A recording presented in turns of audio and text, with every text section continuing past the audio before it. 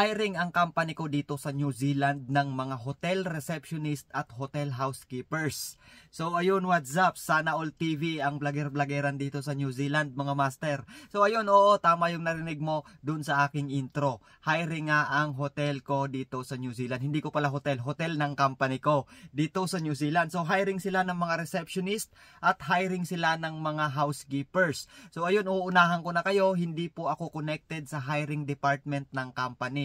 So ako ay nagtatrabaho na sa company ng 1 year and 3 months na ako dito sa company, pero hindi po ako connected sa hiring manager or management ng company ko. So ayun, kung saan ko nalaman yung job hirings nila, matatagpuan po yung kanilang job postings regarding sa job hirings nila para sa mga receptionist at hotel housekeepers sa seek.co.nz. So ayun, alam nyo na yan, sa mga nakafollow sa akin, ang seek.co.nz ay isa po yan na New Zealand based website kung saan pwede kayong mag-job hunt or maghanap ng mga employers na mga willing mag-sponsor sa inyo ng work visa, and at the same time maghanap-hanap ng mga trabaho na pasok sa inyong qualifications. So ayun, dun po sila nag-post. So ayun, kung paano po mag-apply, pwede kayong gumawa ng account sa Seek, o kaya bisitahin nyo muna ang seek.co.nz, i-search nyo lamang yung VR Hotels Apartment. So ilalagay ko lahat yan sa description dito sa baba. So makikita nyo po doon yung kanilang job hirings para sa mga hotel receptionist at hotel housekeepers. So ayun, kung ang tanong, nag-i-sponsor ba yung company ko ng workers overseas? Opo, pwede dito yung pwede dito yung cross country, pwede dito yung galing Pilipinas. Kasi dito sa company ko, yung mga receptionist po namin dito, napakarami. Halos karamihan ng receptionist namin dito, mga Pilipina. Opo, ayun, shout out kay Michelle ng Hamilton. Syempre, shout out dyan sa mga kasama kong receptionist sa VR City Oaks, kay Christine, kay sino pa ba? Si Dana at kay Jenny. So ayun, shout out sa mabubuting mga receptionist ng VR City Oaks. At syempre kay Michelle dyan, matagal kong nakasama si Michelle sa Hamilton. Opo, mga receptionist po sila, galing Pilipinas yung mga yan. Sa Pilipinas po sila na-hire. Nagpunta doon yung hiring manager namin at doon sila in-interview sa Pilipinas. So ayun, kung sakaling maswertehan kayo, baka para sa inyo talaga yung opportunity na yon. So ulitin ko, housekeeper at hotel receptionist ang hinahire ng aking hotel na pinagtatrabahuan dito sa New Zealand. Opo, masasabi ko talagang nag-i-sponsor sila kasi kami dito, sponsored lang din naman kami nila. So yung mga receptionist namin dito, sponsored lang yan ng company under accredited Employer Work Visa, AEWV. So ayun, ulitin ko ulit. Yung company ko galing yun sa yung mga receptionist namin galing Pilipinas. Kaming mga maintenance dito, galing Pilipinas din. So pwede rin dito yung cross country. Pwede kayong, basta mag-apply kayo sa seek.co.nz dahil doon nakapost ang kanilang job hirings. So pupuntahan natin yan, bibisitahin natin yan. Titingnan natin kung ano yung mga qualifications na hinihingi ng hotel ko para sa position na i-post nila na kailangan. Actually, ma-deploy ito sa CBD. So, na-survey ko na yung job hirings nila na yon. So, magbibigay lang ako ng konting informations. So, para bago natin puntahan yung job hirings na yon. So, ulitin ko, ang hotel ko dito is VR Hotel Resorts and Apartments. So, isa siya sa mga masasabi ko na mga maraming hotels dito sa New Zealand. Kasi dito sa North Island, so meron na silang more than 10. At sa South Island, meron din silang 3 branch. Meron sila sa Christchurch, Queenstown at saka sa Hanmers. So marami po silang hotel, and aside from that, ang VR hotels ay hindi lang dito sa New Zealand nag-i-exist. Meron din pong VR hotel sa USA. Saan ba yung lugar na yun? Basta sa US meron sila. Ewan ko lang kung sa Australia meron sila. So ano po ito, bali marami silang mga hotel sa international. So baka para sa inyo din, baka pala rin kayo, try nyo mag-apply. Ulitin ko, ang job hirings ay matatagpuan sa seek.co.nz. So ayun, puntahan na natin, huwag na nating patagalin yon. Mag-i-screen share ako para makita nyo na hiring talaga yung hotel na pinagtatrabahoan ko dito sa New Zealand. So let's get around Sana All TV. Bago natin tapusin tong video na to, so syempre proud Pinoy yan, pusong Pinoy. Baka naman, idol kong BBM, shoutout sa'yo. So ayun, welcome back mga master, mga kasana all TV. So nandito tayo ngayon sa aking account sa seek.co.nz. So kung makikita nyo, ito siya, seek.co.nz, seek job. So ayan siya. So mag-download lang kayo ng app, bali gawa lang kayo ng account dyan. at ilagay nyo lang ang mga credential nyo, lalo na yung mga work experiences nyo, yung mga qualifications nyo, mga work experiences, tsaka mga personal na background nyo. So, kagaya nito, meron akong mahina lang talaga yung signal ko, pasensya na. So, ayan, meron akong account sa SICK. So, nakalagay lahat dyan ng aking work histories, mga skills na meron ako. So, ayun, punta tayo dito. Wag na natin patagalin to. Yung kaka-search ko lang, VR. Ito siya, mga master, VR Group Hotels and Apartments. So, ayan, search natin siya. So, ayan, makikita nyo dyan, Hotel Housekeepers. So, meron siyang, i-click natin muna. So, ayun, Hotel Housekeepers, BR Group Hotels and Apartments. So, sa CBD Auckland ito madideploy. So, ayun, hospitality, housekeeping, hospitality, and tourism. So, full-time ang hinahanap nila.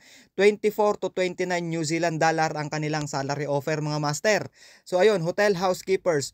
Looking for fit and energetic, fast-moving hotel housekeeper, Auckland region. So, BR Group Limited are one of the lookout for dynamic and committed housekeepers with the potential to grow in the company. This is a permanent full-time position offering 30 hours a week with an hourly rate of 24 an hour. The main requirement for this is for those who can work in great speeds to turn around rooms in a short window. Ano ba to? Naduling na ako So ayun, really a physical demanding work to be done quick. So ito ang kanilang job description, mga master. So in this role, you will be required to be able to work with chemicals on daily basis and follow safety norms to avoid any accidents. Clean guest apartments in short window, 20 to 30 minutes, including sanitizing and cleaning bathrooms, kitchen, utensils. So kung kayo ay mga housekeepings, may mga experience sa pagiging housekeepers, so alam nyo na ang ibig sabihin ng kanilang mga job descriptions dito. So ayun, please note, 2 to 3 years previous commercial housekeeping experience in a hotel or hospitality related business essential. This job may require interacting with in-house guests, so knowledge of working English is required. So this job will require working split shifts, including night shifts and working on weekends. Friendly and approachable with an ability to work under pressure. Excellent time management skills are the essentials requirement. So ayun, ito, employer's question.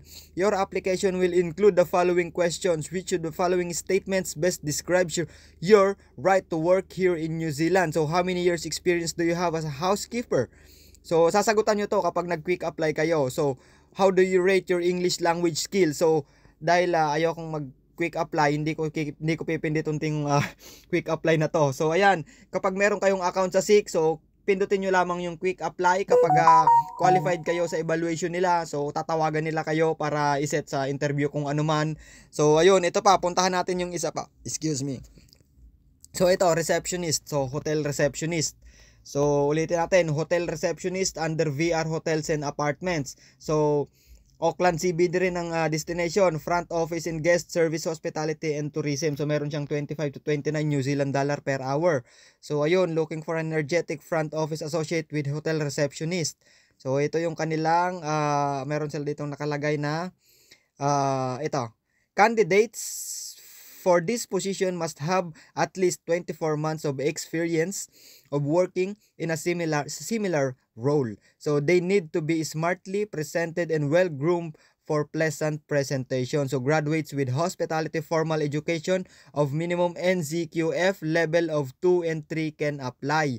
So this role requires extensive interaction with the guest from around the globe. So hence, good communication and conversational skills are a must. Knowledge of foreign languages are a plus. Our hotel have a groups of from Southeast Asia. Any knowledge of Korean, Chinese, Indian language is preferred. So, Filipino language, I don't think so.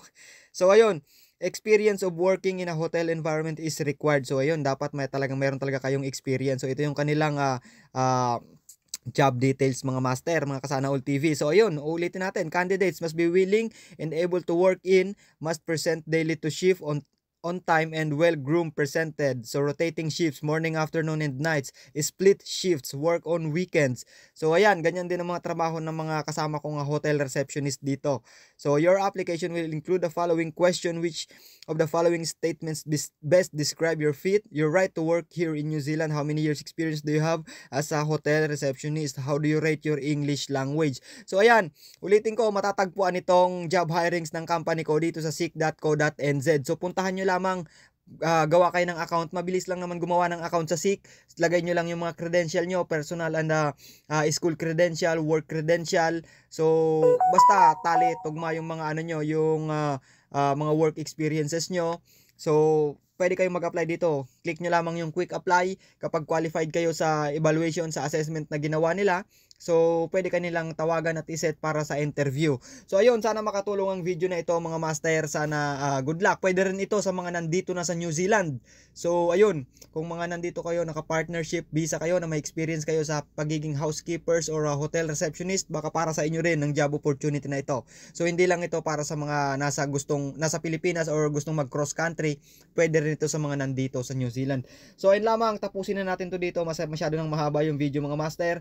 So ayun, sana makatulong ang video na ito. Sana All TV at New Zealand, laging proud Pinoy at laging pusong Pinoy.